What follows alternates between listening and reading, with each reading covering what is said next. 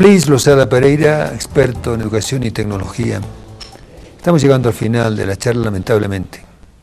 El tiempo sabe ser el enemigo principal del invisible y del programa.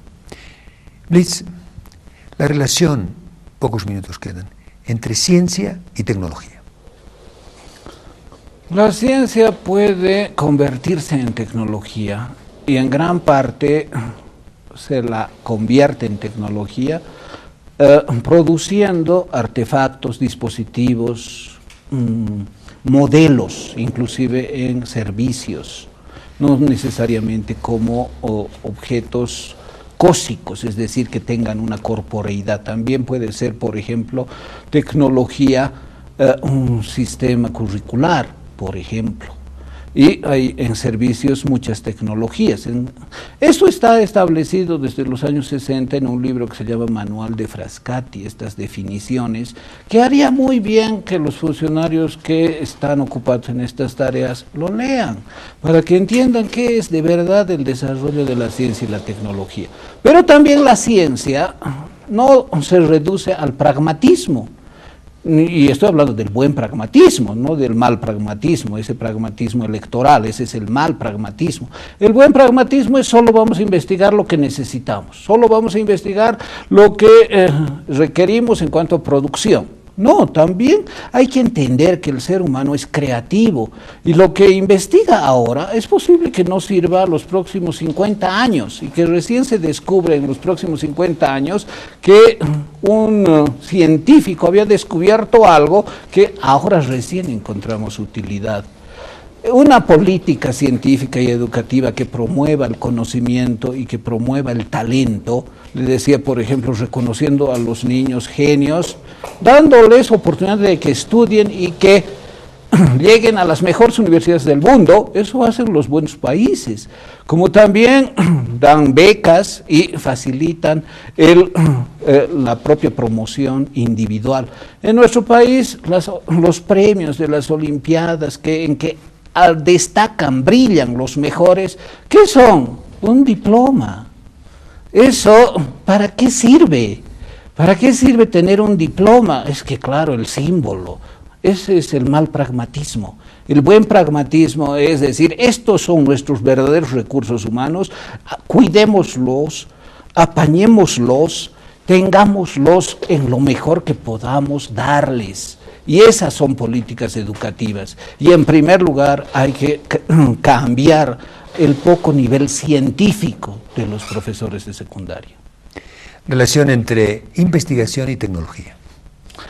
Eso también está en el manual de Frascati y se llama no lo he leído, por si acaso. I+D, o en inglés R+D, que significa investigación y desarrollo experimental.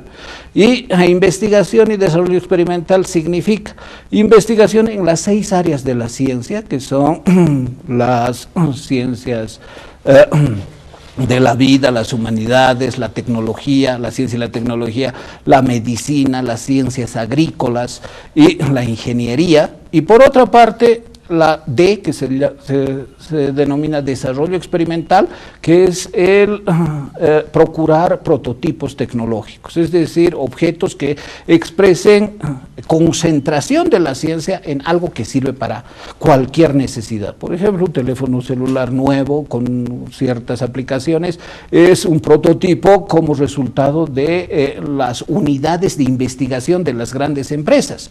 Hasta que eso se comercialice, y cuando se comercializa, recién se llama innovación. Ahora, eso es en gran medida trabajo de las empresas. Y eso es lo que el gobierno también debe entender. Primero debe realizar políticas de protección de la producción industrial nacional, para que el contrabando no sea la competencia que asfixia cualquier posibilidad de producción industrial.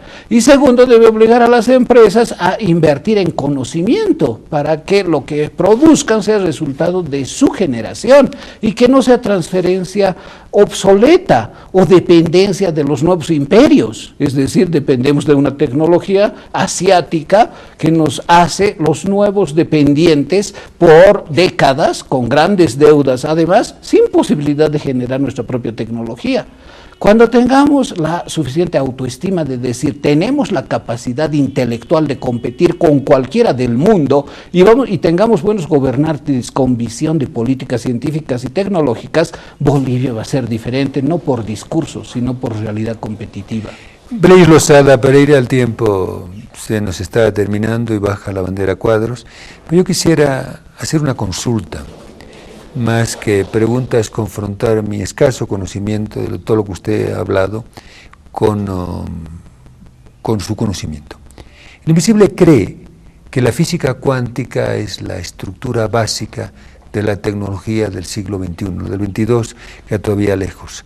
¿Qué es la definición de experto? ¿Qué es física cuántica y si cree usted que la relación entre física cuántica y tecnología en el siglo XXI va a ser fundamental? Bueno, eso para mí es un poco difícil de responder, pero lo que conozco al respecto es que la física cuántica es un desarrollo ya bastante antiguo, desde la teoría de los cuanta de Planck, y que las posibilidades de desarrollo en distintos ámbitos... Son infinitas. ¿Perdón? Son infinitas. Son infinitas, sí. Ahora, creo que hay otros aspectos que hay que considerar en el desarrollo de la tecnología del siglo XXI, y esos son, por ejemplo, el diálogo con el medio ambiente. Eso es fundamental, es decir, la física cuántica debe considerar esa variable de desarrollo de la tecnología dañando o precautelando el medio ambiente, y por otra parte la salud, es decir, en ese sentido, pensar por ejemplo en la física cuántica aplicada a algunos prototipos biodegradables es algo que, y a la nanotecnología, que podría ser muy expectable. Creo que nuestros talentos nacionales podrían aportar muchísimo. Y en ese sentido creo que también estos últimos años en que de alguna manera muchos sectores han recuperado autoestima y han recuperado una visión que les ha sacado de un complejo desde el punto de vista de su propia visión, es decir, su visión de sí mismas, es totalmente encomiable.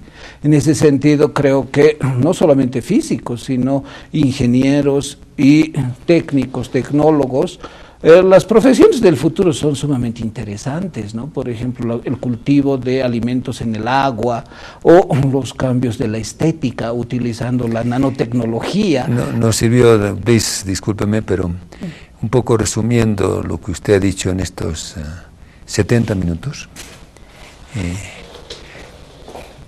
Tres ciencias fundamentales, no las únicas ni mucho menos, ni las más importantes, pero quizá por ser fundamentales, por ser más antiguas: la matemática, la física y la química.